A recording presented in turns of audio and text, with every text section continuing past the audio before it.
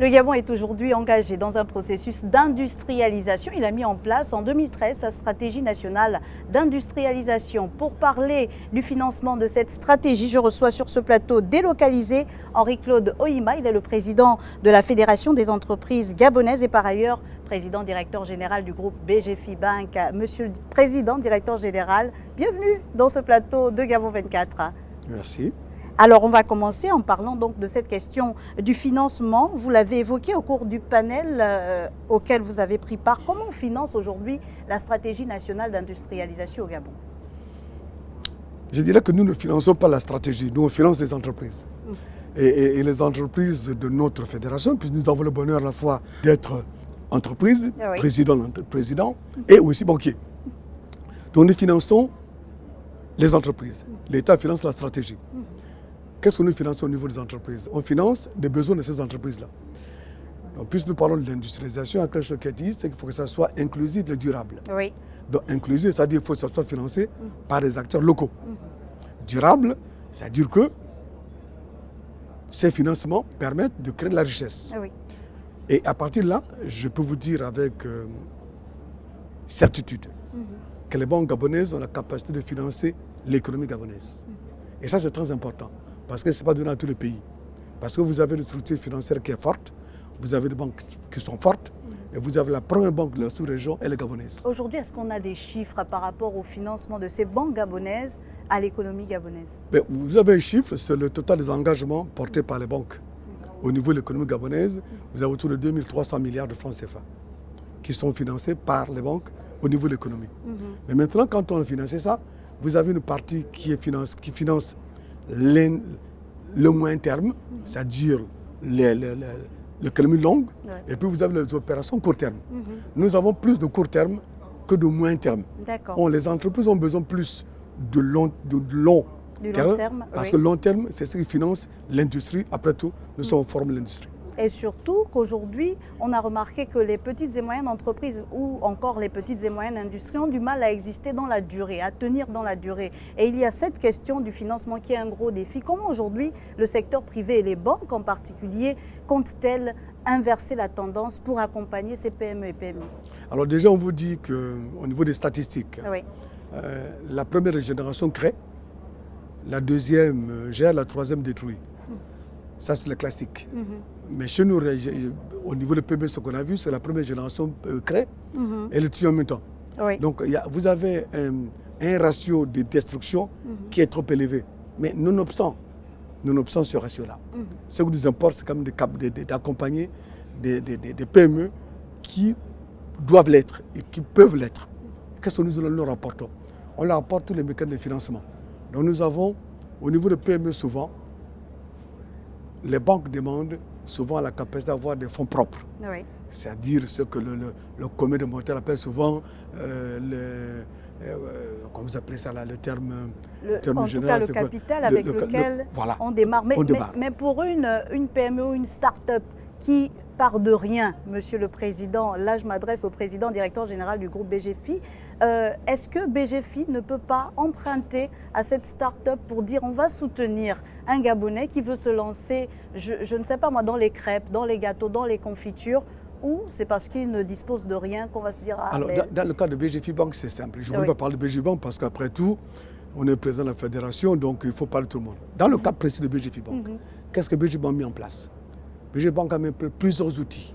BGFI Bank est un, comment vous appelez cela, un organisme multi-métier, multifonction. Premièrement, si vous avez une idée, vous venez chez BGFI Bank, nous avons une structure qui s'appelle BGFI Capital, qui est capable de vous accompagner à transformer votre idée en projet concret. C'est ce qu'on appelle la banque d'investissement.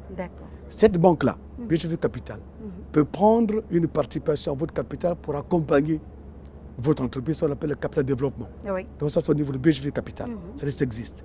Si vous n'avez pas suffisamment de fonds propres pour accompagner votre PME, nous avons une structure, une société qui s'appelle Finatra, qui fait du crédit bail, du leasing, parce qu'une PME a besoin d'avoir le matériel. Donc vous avez Finatra qui vous fait avec du crédit bail, du leasing. Et là, la société est propriétaire de matériel, vous êtes simplement locataire. On voit que ça marche. Oui. Plus quand vous grossissez en plus, vous avez derrière maintenant la grande banque, BGF Banque Gabon, qui vient maintenant vous apporter avec ses fonds propres qui sont solides, maintenant tous les gros moyens financiers dont vous pouvez avoir. Donc vous voyez qu'au niveau de BGF Banque, nous avons tous les tiroirs possibles pour accompagner nos petites et moyennes entreprises. Vous avez insisté lors de votre intervention au panel qui évoquait la question du financement, donc de la stratégie d'industrialisation, sur la question des ratios. Comment aujourd'hui on améliore cette question, Monsieur le Président? Alors pour améliorer ces ratios, l'objectif c'est qu'en fait, les banques, c'est un métier qui est très réglementé. Toute l'activité bancaire ne se fait pas en dehors des règles fixées par la commission bancaire qui est l'organe de supervision et dont le Gabon est membre. À partir de là, nous appelons banquiers des assujettis. À partir où vous êtes assujetti, vous respectez la règle du maître. Donc c'est une relation de maître à élève. Vous ne contestez pas ce que le maître a dit. Donc pour éviter de rester dans la relation de maître à élève, que se passe-t-il? On parle au maître. Et on dit au maître, pour que tes élèves puissent être puissants, pour que tes élèves puissent être forts, il faut que tu desserres un peu tes règles de supervision. Et celle de supervision, c'est quoi? Vraiment, la première règle, c'est la capacité, lorsqu'une banque collecte des dépôts, d'accorder le crédit. Deuxième règle, c'est la règle que l'on peut apporter des crédits à un client en fonction de vos fonds propres. Ce sont les deux règles que j'ai dictées tout à l'heure. Donc l'une s'appelle la liquidité, l'autre s'appelle la division de risque. Et la liquidité, c'est il faut qu'une banque soit capable à tout instant de pouvoir restituer à ses déposants l'argent qu'ils ont mis à ses guichets. C'est la première règle d'une banque. Deuxièmement, une banque, c'est une entreprise. Il faut qu'elle soit prospère.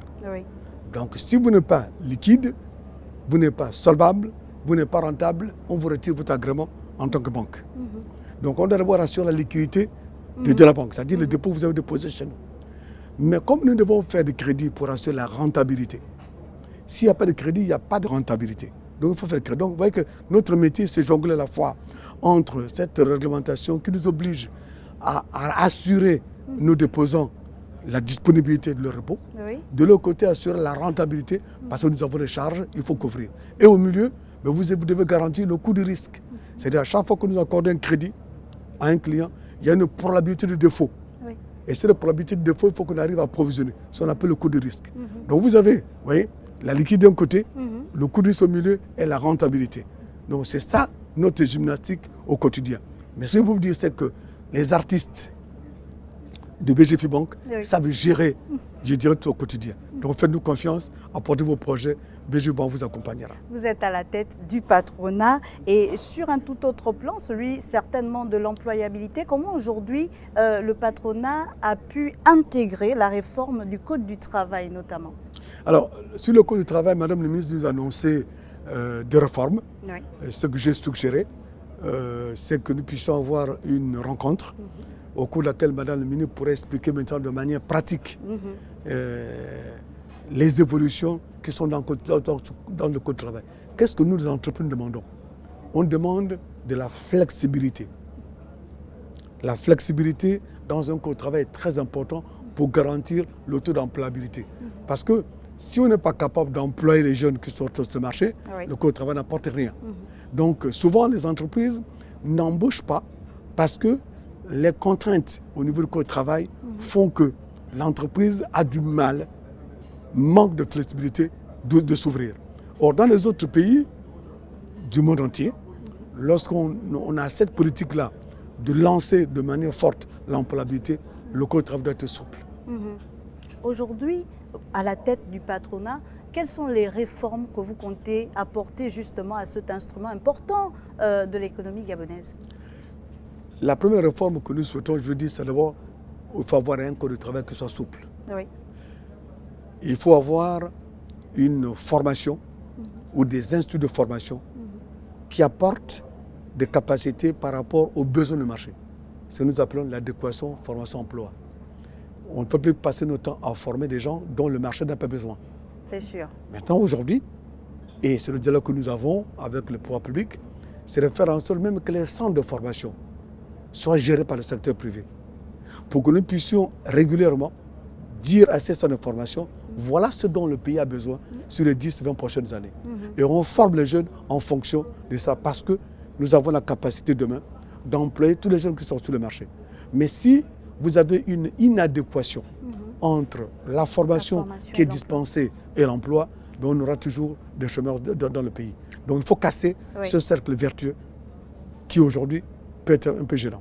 Monsieur le Président, peut-être pour terminer, est-ce que vous, en tant que Gabonais, en tant que président du groupe BGFI, vous pensez que l'environnement des affaires est propice aujourd'hui à ce que peut-être les banques fassent de plus en plus confiance aux industriels, aux entreprises?